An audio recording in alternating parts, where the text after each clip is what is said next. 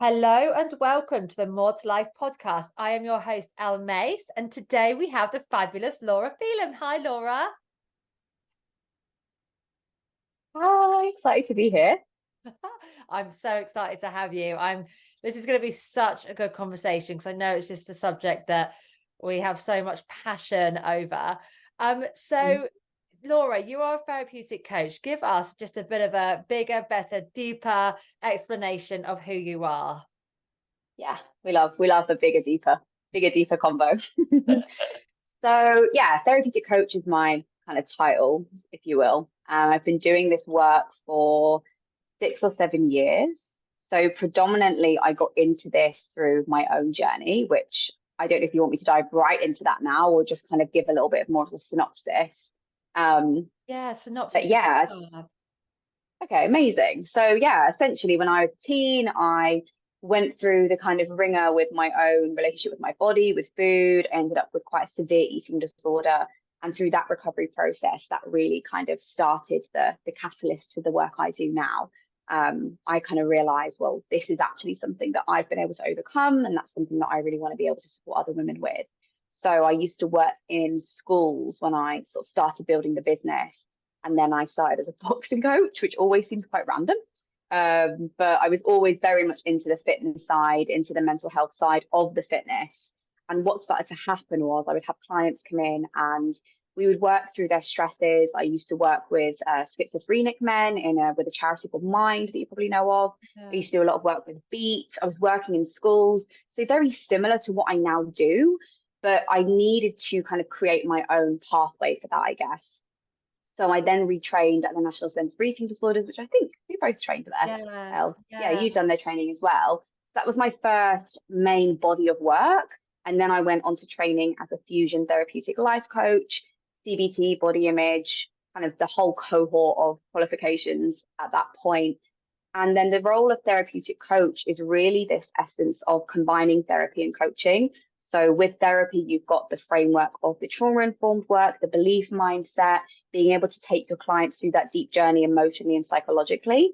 But the coaching framework enables that kind of behavior change, that movement forward, which is really important when we're looking at things like self-image, our relationship to self, and how that impacts certain areas of our life. So yeah, I took my story and my journey and then fused it into the career that I now have. In a nutshell, I'm sure we'll go into that deeper, but that's kind of how I got to the path and the place that I'm on today. Yeah, amazing. And then so you're combining obviously your knowledge with, which I Yeah. think is just so powerful, the experience of having lived it. I think with an eating disorder is like, it's just, yeah, like I said, it's powerful. Life changing. It Mhm. really is like, I don't know about you, but I often think of my life as before and after an eating disorder. Like I was very quiet, timid, shy young girl, not the loud, outgoing, the chatter dancing coach that I am today. And I honestly do put a lot of that down to the work that space in my time as a young teenager enabled me to go through the work and the journey that led me on to. So I really see it as a blessing. And as you know, it can be such a turning point for so much in your life. Yeah. So let's kind of go into this. So I'm sure people are sat there thinking, so how did this now turn you into this, like, different person, no longer shy and, all the rest of it? But Yeah. there's going to be so much to this. So do you want to just start with the very beginning Mm, on what point of your life did this, did you start mm, struggling? When did you know mm. that you were struggling? So I started my eating disorder. I started my eating disorder. My eating disorder kind of cramped up on me when I was 13. So I was super young. And I think now, having worked in this space, I do think back to that and think, my God, like that is really, really young. And for me, it was very much a felt what like a classic case of starting those really early teenage years. I developed quite early on. I got my menstrual cycle when I was 11 years old. I was developing quite quickly in my body. Secondary school, you really have that crisis of self, which is so interesting now that I work so much on the self-image piece, because that crisis of self and that sense of self you don't have as a really young teen is such a difficult time. I think, especially for, I mean, if we think nowadays, but we can get onto that. So for me, that eating disorder really, I think, was a way of controlling. It was a way of trying to figure out a sense of self. And it literally started with a diet, which is why I'm still pretty anti-diet in terms of my lifestyle. And very pro having healthy nutrition and relationship with food, because the wrong hands in someone that doesn't understand the complexities around that can really turn into an obsession. So while I don't look back and think there was one comment and one day that happened, now having worked on this side of things and been in the research and the psychology of it for so long, you know, you understand that it's a myriad of things. It's a myriad of experiences, trauma that you had as a child, perfectionist behaviors, not feeling good enough, living in a very diet-centric, thin positive world. And all of that combined really just kind of brought it up in me, I guess. So it developed quite severely. Turning 14 was the turning point for me. I'd lost a lot of weight, which obviously doesn't happen for everyone. For me, that was one of the side effects, was very physically unwell. But mainly, obviously, the mental side of it was what was really harrowing. And I really had that turning point. I think I turned 14. It was my actual birthday.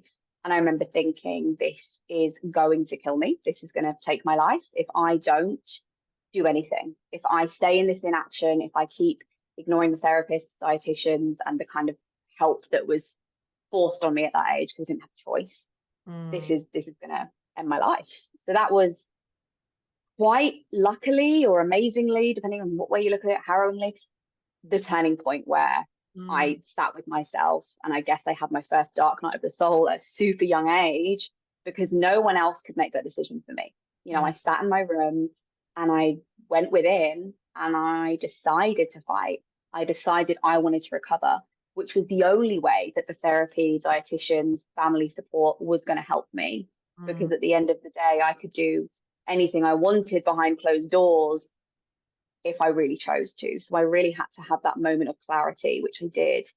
And that was the start of the rest of my life, really. And I don't know how much you want to go into the recovery process, or if you spoke about that much on the podcast, but it can be really, really difficult, really painful, so uncomfortable, really challenging to be essentially on this journey of what has become your norm, almost like an addiction, right? I used to refer it to the worst best friend. It's like being in a toxic relationship with yourself, but it feels part of you, but it's separate to you. So it's very hard to see outside of it because it is part of you, but it's not who you are. And that's a way that I work with people on to kind of create that separation. So yeah, the recovery journey was long, painful. I was adolescent, so you can imagine it was absolute hell for my mum, like all the things that come with that anyway. I absolutely think as a parent, I mean, there's so many things that is just the worst thing you go for as a parent, but being a parent and having a child sick with, you know, like, well, with any eating disorder, but especially anorexia, it must be just the most awful thing.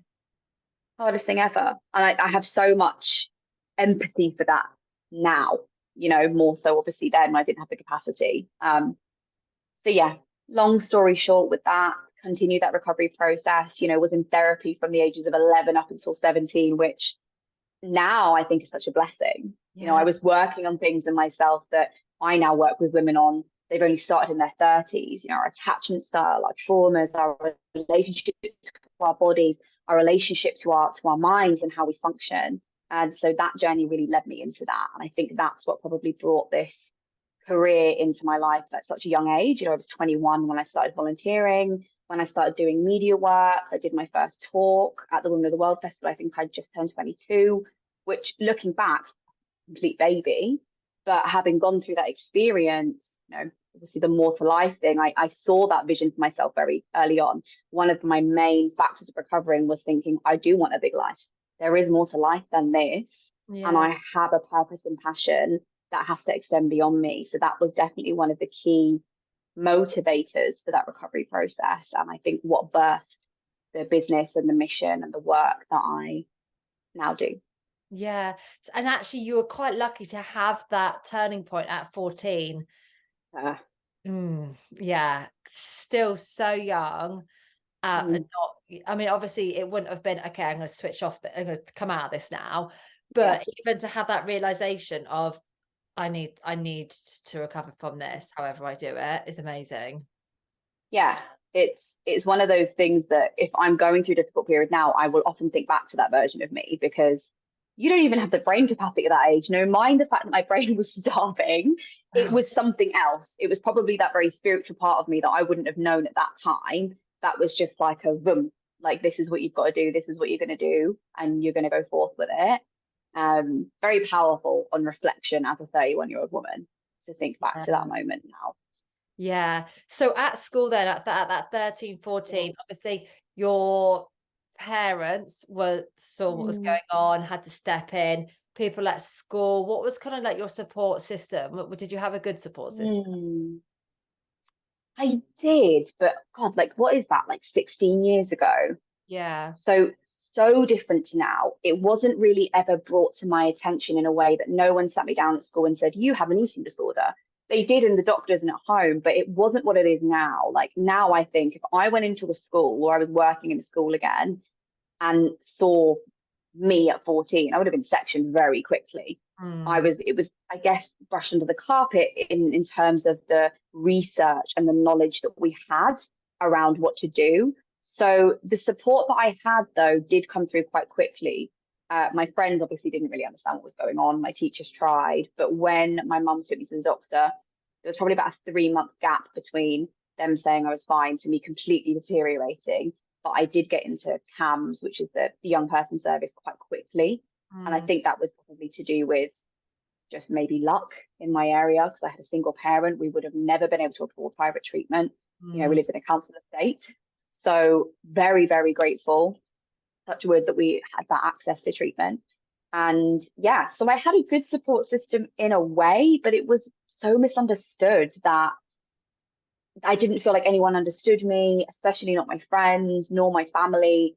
It was probably only something I could really put into my own words and expression when I was sort of 17, 18. So I would say that was when the real kind of healing and the alchemization happened, because I couldn't really vocalize or even make sense of what had happened. I was just like, well, I just need to get better and follow the rules of this, medical plan that I have.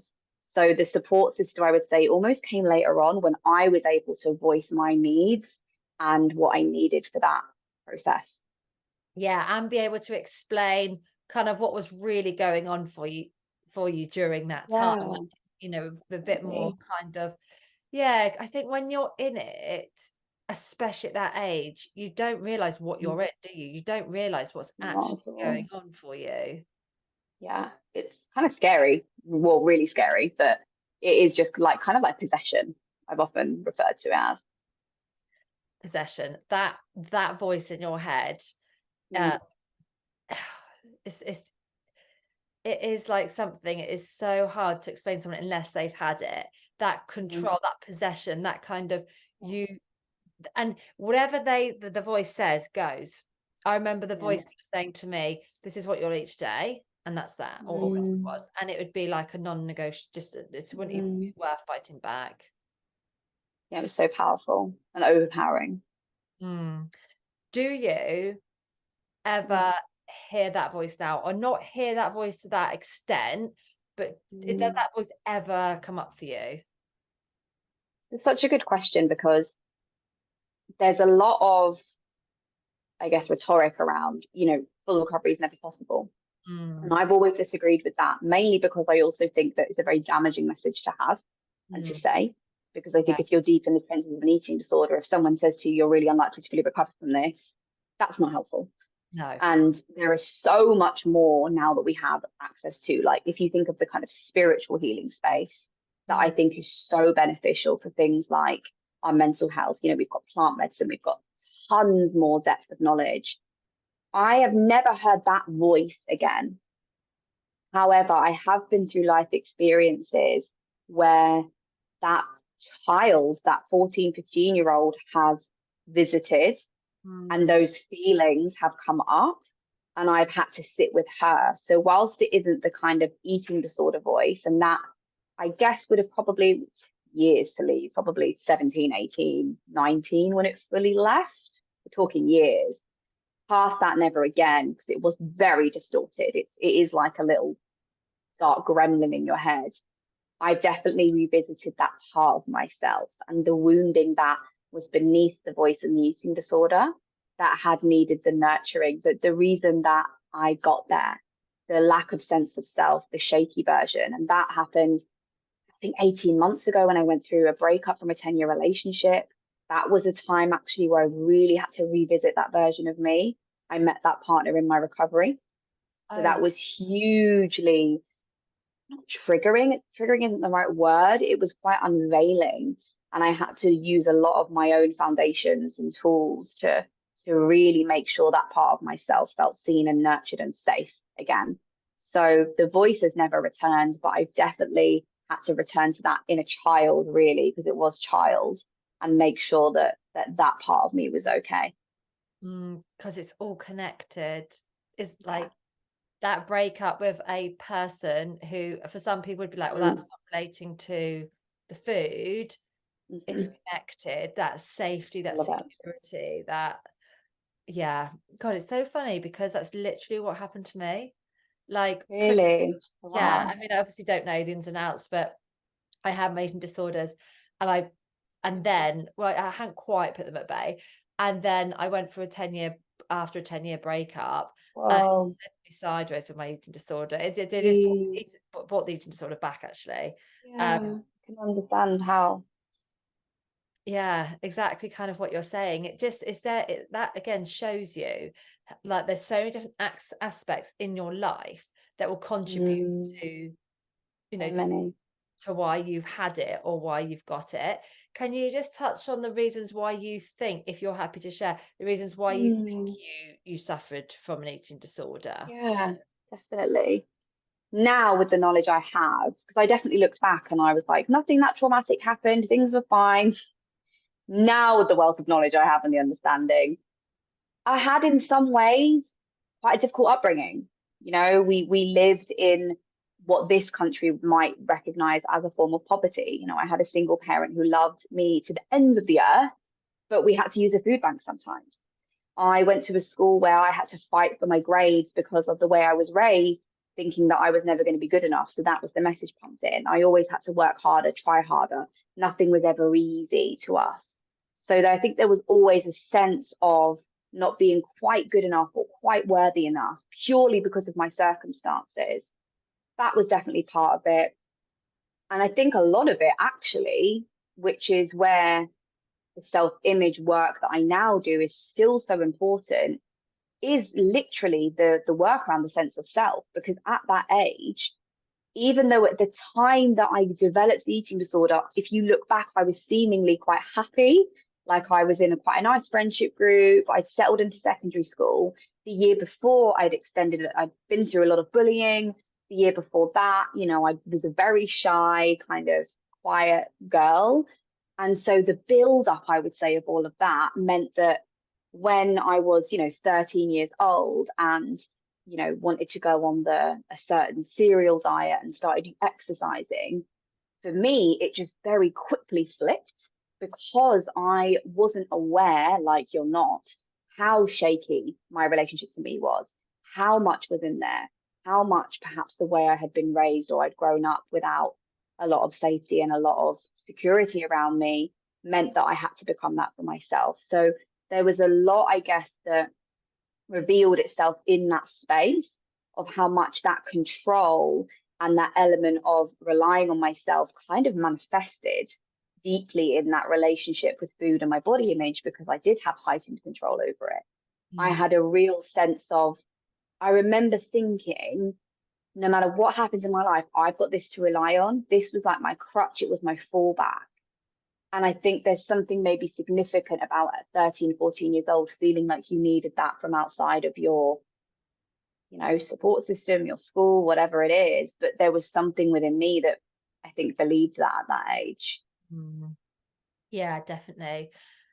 Do you feel like, because you're kind of similar age to me, a bit older than you, do you feel like there was this attachment for your worth being on your size?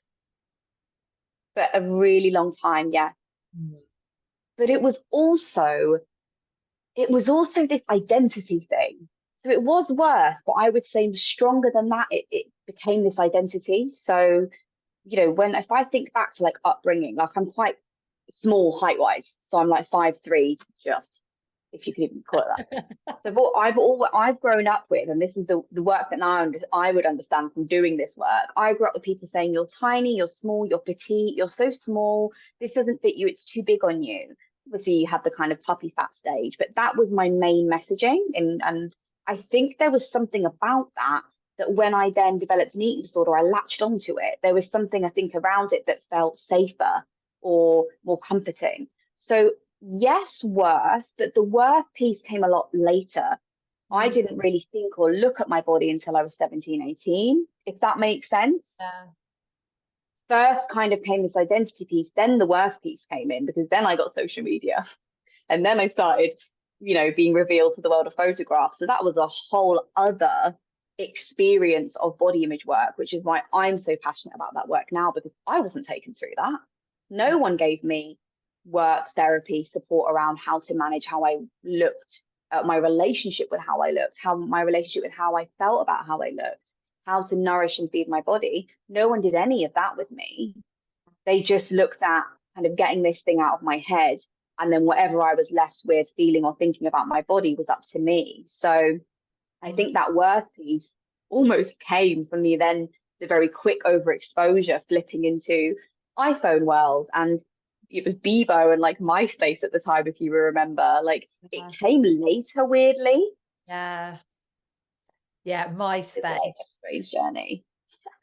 I forgot all about that. And even people's names on MySpace would be like, oh, sexy, I don't know. Yeah, they're a bit mad. Mad names.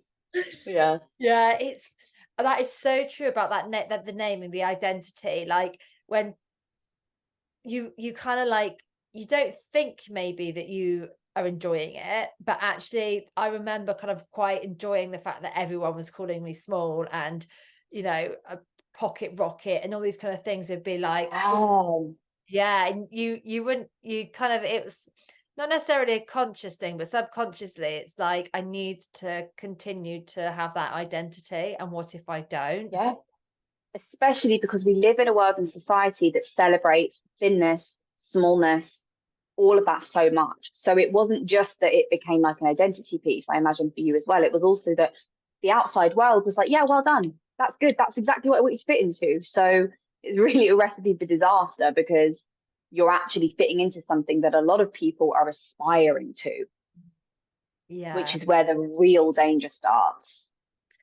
Yeah, people aspiring to it, and for me, completely, like I couldn't have kept it up. It was so unrealistic for Mm, me.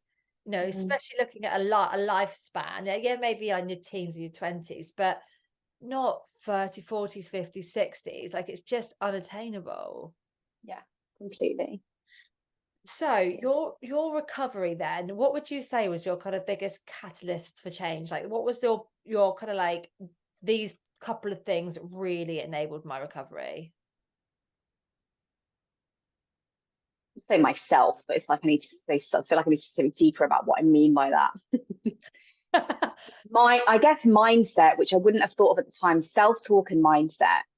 Because even now I am so hot every day on my self-talk, on the way I talk to myself and what I put out into the world. It's the main thing I work with clients on. Like I really truly believe your mindset and how you talk to yourself and your belief system is literally the mirror and the starting point for anything, whether that's your career, whether that's the day that you're going to have.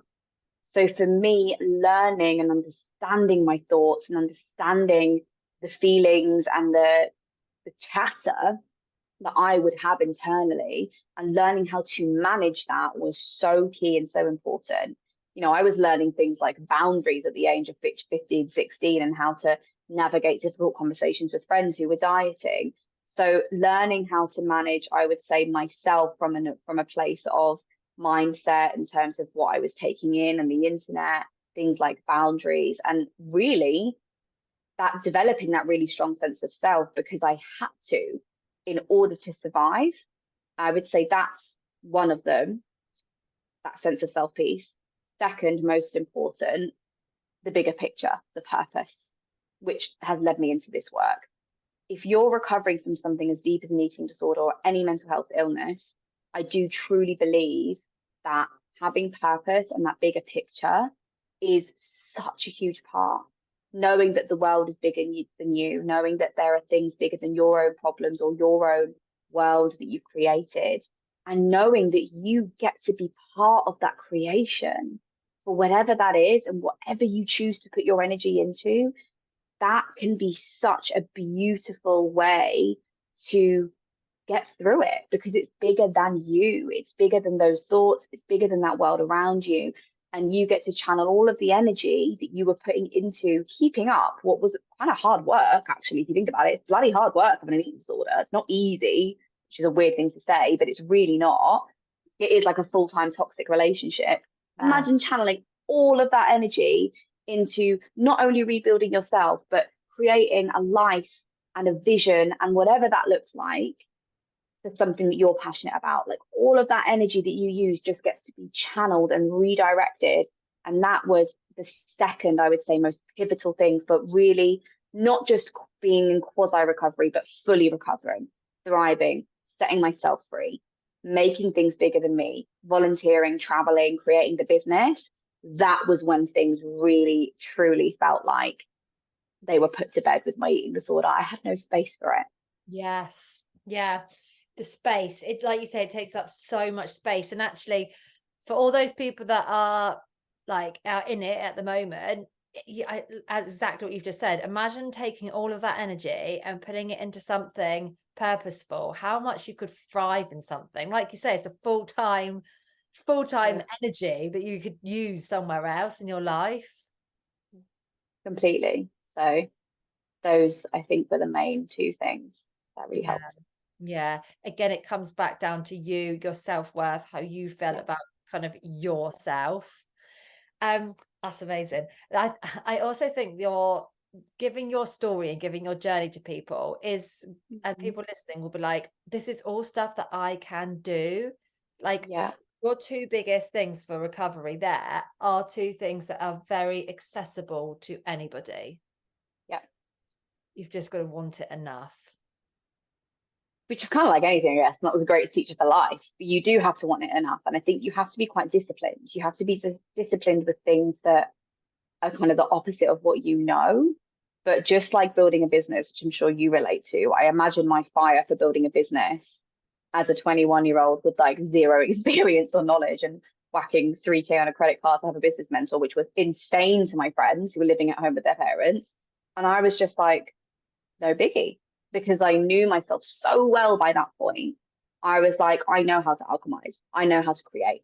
I know how to turn my life into something that is born from what I choose and from what I see bigger than me for this world.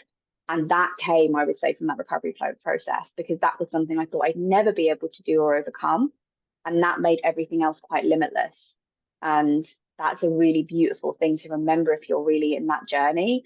Sometimes rock bottom can be a beautiful place to start from, because literally the only way is up and through. And when you are through that, the way that you see the world and the way that you experience things, and the reason why I will go and like dance for chatter on the bandstand in the middle of Brighton, because even though if I have no idea what I'm doing, now I'm getting very good, is because I don't have, actually, I don't have those inhibitions. I don't have those things that tell me stay small, stay quiet. I did that. And I quite literally learned what it felt like to nearly lose my life. And since then, I will never stop fighting for a bigger and better and braver, bolder, more fun one. And I would just love if I could give a message today for someone in those trenches to know that that transformation and that alchemization, I guess, of the process is possible as well. Amazing. Yeah, totally. And then just moving on to your relationship that you then, so you met someone when you were recovering or about to recover in that period. Yeah, like the later stages of my recovery. So would you say your relationship to food in your body, even though you're kind of a bit more on the positive side of it, did it kind of creep into your relationships, like the sexual intimacy, or just like being able to kind of give and receive, or had you already kind of sorted that part of you out? It did impact, I would say, the intimacy, but not so much around the body stuff by that point. It was this is really funny. It was more to do with the fact that I was very like I was like in my degree, in my last year of my degree. So I was like super Yeah. determined. I didn't want to be distracted. So I was quite like slow with the journey of getting into that relationship. I'd also had quite a difficult sexual experience earlier that year, which Right. meant that I was quite protective of myself and my body. So Mm. that was part of it, but not really in terms of that element. What I did struggle with though was the food area. Like I didn't eat a meal with him for about 5 months. I remember we went on holiday and I was like, oh my God, we've never eaten a meal together, which was wild because I just avoided it. I just like we'd had like little things here and there, but that was something that was very vulnerable for me. Yeah. Photographs, I think being in a bikini at that point on holiday, I think I was 19 or 20, that was an edge and that was something that took a lot. But that relationship at that point was also very, very impactful in a positive way. That was a real turning point for a lot of my confidence and a lot of my self-love. So a lot of beauty came from that as well because I had to let that person in. I had to go through those experiences together. So that was actually a really healing experience for me, I would say. Yeah. So even though you'd kind of you know, you were recovered, you still had this, you still recognize that somehow you had a meal together. Like there was still some sort of kind of like protection Mm, up there, or well, I mean, it's also complex, isn't it? Like why you hadn't had a meal, you know, do you even yeah. I feel like at that point it just felt like quite scary. It felt quite vulnerable and exposing. Even though I was like further in the recovery journey, I think it felt like something I wasn't ready to give a lot of headspace to until I had to. Yeah. Yeah, definitely. You've done incredibly well to go to have that experience at such a young age through Mm, school, through and being able to then yeah, continue with school. And I'm guessing you did your GCSEs because you went on to yeah, university yeah. to take on the degree of university, which I know a lot of people really Mm, struggle with their relationship with food when they're doing things like degrees and masters and yeah, of studying the course. rest of it. So Yeah, you really did have a huge amount of resilience. thank you. Yeah, it taught me that. Yes. Yeah, I don't know if I could have chucked in like serious studies like that. Mm, I was quite good at channeling, hyper focusing. Can help Yeah, sometimes.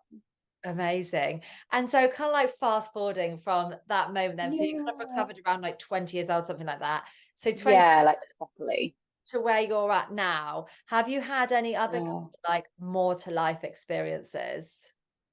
God, so many. Oh my God. Like I would say like that process of the recovery, but then into the creation of the business. But even before that, like volunteering with Beat. So Yeah. really getting a voice around that recovery and having that connection and feeling like I was part of something like that was so special. Like I remember I worked in a school once. I was 22 and the ITV asked if I'd go on an interview and like they picked me up and like that was such a cool moment. I was like, I think I was like hungover classics. So I was like 22. And I was like on the way to this ITV interview, like just on a break of my school job. And I remember just being like, this is what you fought for. This is the result of what you fought for. Like, not only that I was working with those kids in that school, but that I was also able to impact on a more global scale, like what I'd been through and what around that could be done essentially. So that was a really cool moment when I started to really see the impact I could have by simply sharing. Starting the business obviously was also that.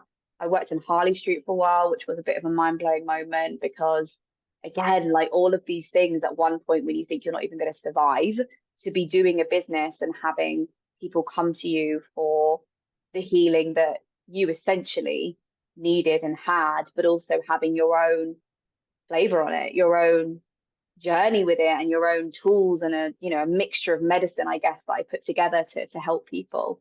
Traveling were my more to life moments. Anywhere I travel, I lived in Costa Rica for 5 weeks. That was some of the most awakening moments. I've sat with ayahuasca, which Oh, more to universe, I'd say, than more to life.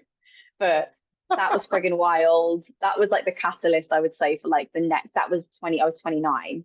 I then turned 30, came out of a 10-year relationship, moved to Brighton, pivoted in my business, sat and return, or, I had like my next rebirth, 20, recovery from eating disorder, 30, an entire new self was born, as we do. Yeah. Um, Oh, so wow. many of them. And now, honestly, like living in Brighton and I'm learning to dance like salsa and bachata, that brings me so much joy. Doing the work that I'm still doing, like all of it feels like that. And I think that's what that process taught me, is that every area of my life I kind of have that relation in. Like I want to feel that joy and that fulfillment in everything I do, in my career, in my hobbies, in my friendships, in how I show up. I try and have that intentionality because there is so much more to life and what we're given, and it's up to us to make the most of it. So that's why I really infuse, I would say, through everything that I do. Yeah, I love that. That is so, you just say it as well with so much passion, and it is so true. Anyone listening, it's like, actually, yeah, have a look around. Like, what's going on for you that you Mm, don't want to be doing anymore? Who is, not yeah. adding to your life or taking away? And you really can go Mhm. and get the friendships that you want and get the relationships and the jobs and et cetera, et cetera. I didn't realize you'd done ayahuasca. I would have to pick up on that in a separate conversation. Yeah. I'm so keen, but I'm also like, oh, I'm so scared that it will show me something and I'll have to like change everything about my life. Yeah, it's it's hard to comment because everyone's is so different. I never want to like my experience is my experience. Yeah. Was it a Yeah, positive, was it a positive one? it was everything at once. Okay, good. Yes, and there's so much it revealed to me, so much, but not in the way that you think it's going to. Yeah, So it's hard to speak into without sounding so cryptic, because there was really, really dark, painful moments, and there was really blissful, incredible, wild things that came from it. But it's just very, very unique. I'm just grateful that we have plant medicine as a route of healing for anyone that is interested in it. But again, it's like, it's not having a cup of tea. it's not to be taken lightly, is what I would say. I don't want to like glamorize or like make it trendy. yeah, It's like a 6 to 12 month journey. It is not just that 10 day or 7 day trip. It is a really big commitment. So yeah, yeah. One day. Maybe yeah, not I right would now. recommend like living in the jungle after for a bit. Like coming back to just like a city life was just like wild. Yeah. Do you know what I'm most So, scared about? I'm most scared about doing it and then having to look after my 3 kids the next day. Being like, oh my God. yeah, I feel like if you could like bring them to the jungle with you for a while, you'd be cool. But you Yeah, need that exactly. integration space to Exactly. be like all in the eighth realm and whatnot. Yeah. Oh, Laura, it's been so good to finally get in and finally chat to you. So where can everyone find you on your social medias? So I'm on Instagram. This is Laura Phelan. I'm still around. Been on there for ages. A bit of an OG. And I've got a website which you can just find through my LinkedIn. Well, not my LinkedIn, my Linktree. I am also on LinkedIn actually. I'm more active on there these days. So it's another place to connect with me. And in Brighton, if you're local, I do lots of local events. So I run women's circles. I do events with yoga studios. And yeah, just message me, connect with me. I always love to hear if anything resonates or if you're interested in working with me. I mainly work one-to-one. I do workshops and events, and yeah, so you can just have a chat. Yeah, lush. I will put this all in the show notes as well so people can find you Mm, there. Thank you so much and have a lovely evening, and we'll speak again welcome. soon. Thank you. Thanks, Elle. Bye.